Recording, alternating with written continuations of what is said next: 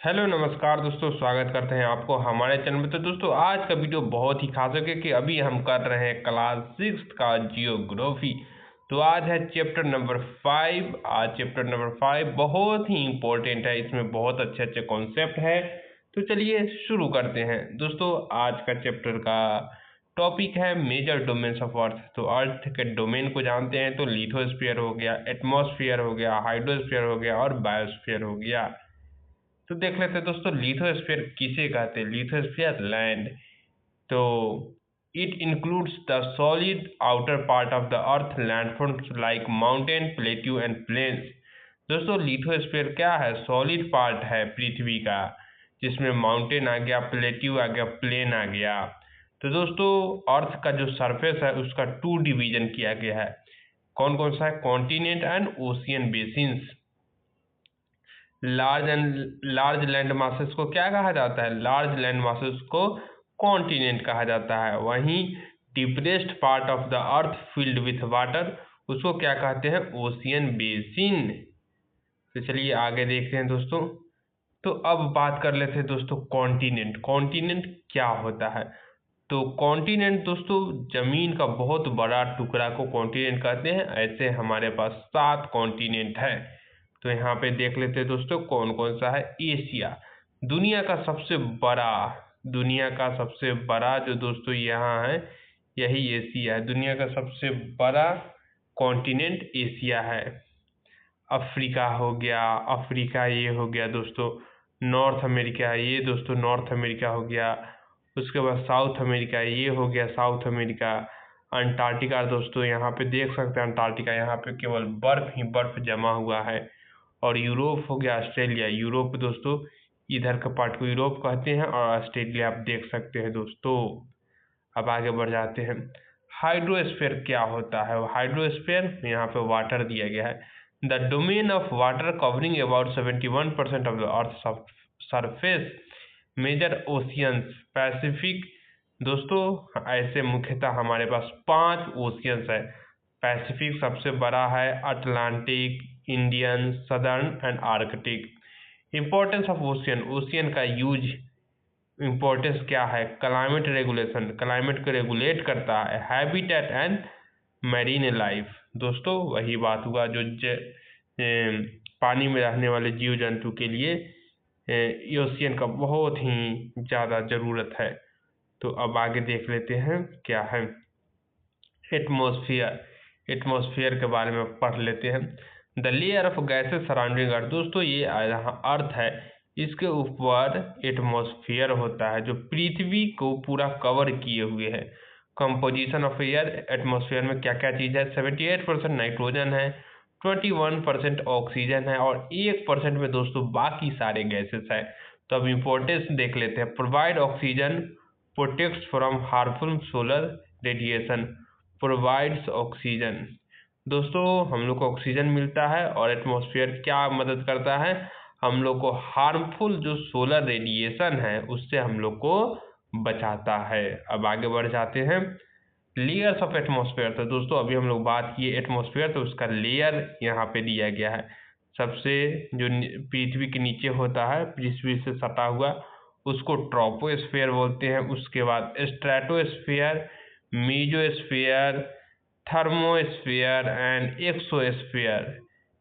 तो ये रहा दोस्तों 5 एटमॉस्फेयर का लेयर, इसको याद कर लीजिएगा। और इसके बारे में दोस्तों अभी चिंता मत कीजिए, डिटेल में हम आगे आने वाली कक्षाओं में पढ़ेंगे, एक एक कॉन्सेप्ट आपका क्लियर कराया जाएगा। अब आगे बढ़ जाते हैं। बायोस्फीयर, बायोस्फीयर यहाँ पे लाइफ लिखा हुआ है, अब इसके बारे में जानते हैं। The narrow zone where life exist formed by the interaction of the lithosphere, hydrosphere and the atmosphere, includes all living organisms on the earth. Importance maintains balance between different elements essential for। दोस्तों biosphere क्या है दोस्तों? थोड़ा सा जमीन का टुकड़ा हो गया और पानी और एटमॉस्फेयर सब मिलकर जहाँ पे लाइफ पॉसिबल हो पाता है उसी को बायोस्फीयर कहते हैं। अब आगे बढ़ जाते हैं। Human impact on major domains, major domains पर ह्यूमन का क्या इम्पैक्ट है इसके बारे में। तो डिफॉरेस्टेशन, दोस्तों मनुष्य इंसान पेड़ों का काटता है जिससे affect lithosphere and the biosphere, जिससे हम लोग का लिथोस्फीयर भी अफेक्ट होता है और बायोस्फीयर भी अफेक्ट होता है। पॉपुलेशन सॉरी दोस्तों, पॉल्यूशन अफेक्ट्स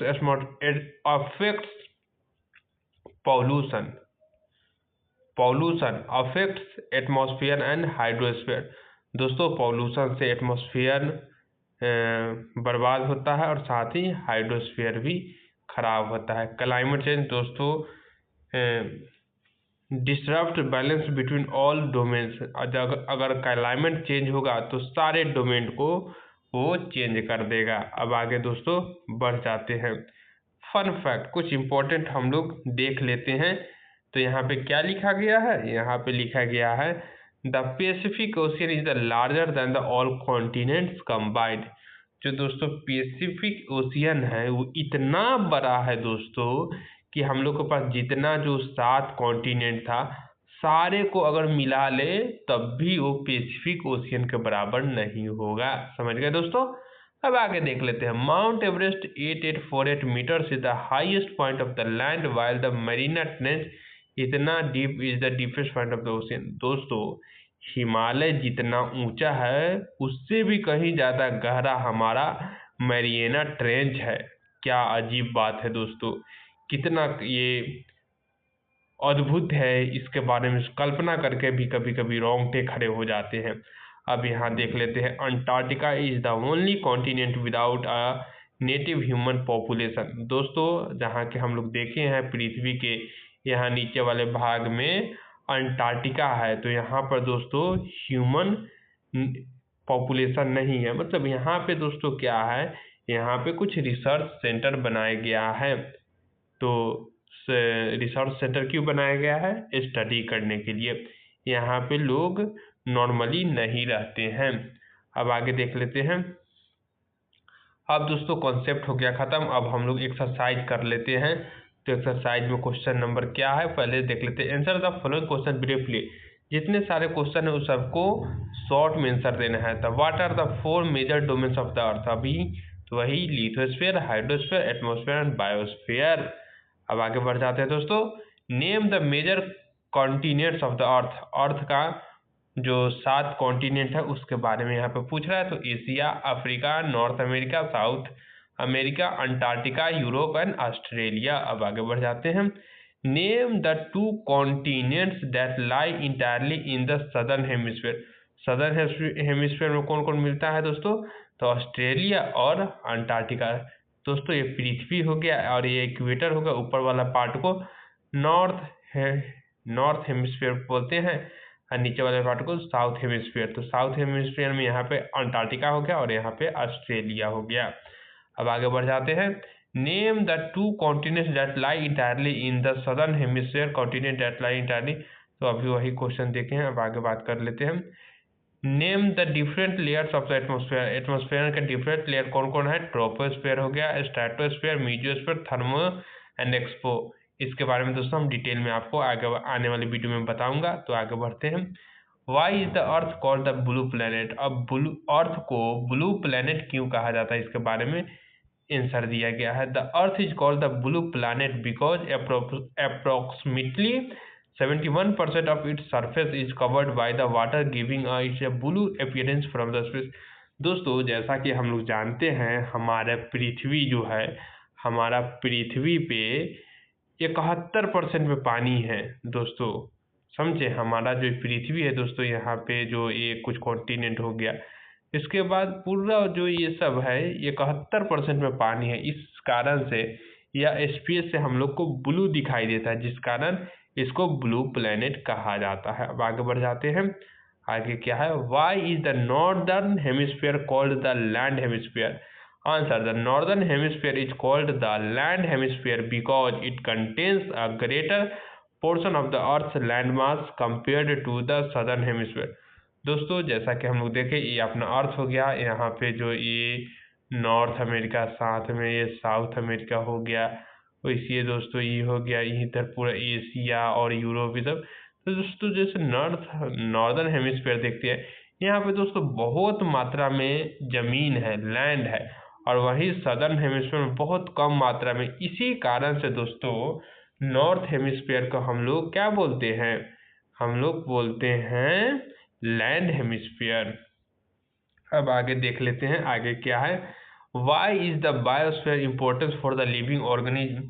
अब यही क्वेश्चन है, अब इसके बारे में हम लोग अब पढ़ लेते हैं।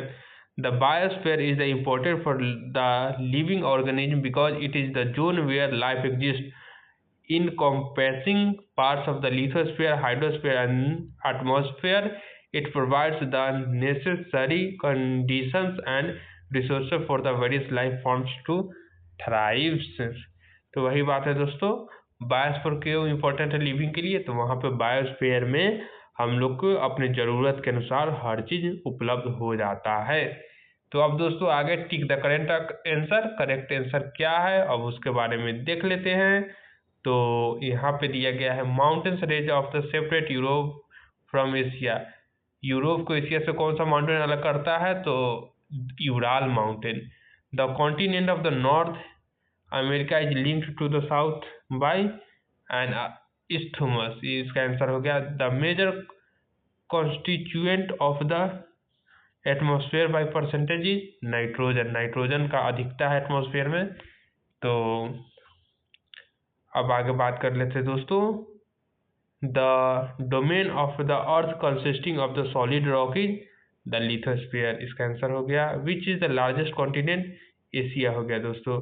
अब दोस्तों फिल इन द ब्लैंक्स का भी मैंने यहाँ पे हाईलाइट कर दिया है, तो पढ़ लेते हैं जल्दी जल्दी। The deepest point of the अर्थ कौन सा है? डीपेस्ट पॉइंट अर्थ का मैरियाना ट्रेंच। उसके बाद the dotted ocean is in the named after country. दोस्तों इंडियन ओशियन ही एकमात्र ओशियन है जिसका नाम किसी देश के नाम से, जो कि हमारा प्यारा भारत के नाम से है। The biosphere is the narrow contact zone of the land water support. वही हुआ बात दोस्तों, बायोस्फीयर एक नैरो जोन है जहाँ पे लाइफ को सपोर्ट किया जाता है दोस्तों। अब आगे बढ़ जाते हैं, क्या है? The continent of Europe and Asia together, क्या बोलते हैं दोस्तों? यूरोप और एशिया को, यहाँ पे दोस्तों पूरा यूरोप हो गया और ये पूरा एशिया हो गया, इसको क्या बोलते हैं? इसको पूरा को बोलते हैं Eurasia. The highest mountain peak of the earth is the mount Everest. दोस्तों माउंट एवरेस्ट दुनिया का सबसे हाईएस्ट पीक है जो कि नेपाल में है। तो दोस्तों आशा करते हैं वीडियो आपको बहुत ही अच्छा लगा होगा। अगर वीडियो अच्छा लगा हो तो वीडियो को लाइक, चैनल को सब्सक्राइब और अपने दोस्तों के साथ शेयर करना ना भूलें। और कमेंट में फीडबैक जरूर दें कि इस वीडियो में क्या सुधार करना चाहिए, कहाँ पे समस्या है। आप अपनी सारी क्वेरी को सेंड कर सकते हैं। तो दोस्तों मिलते हैं अगले वीडियो में, तब तक के लिए जय हिंद।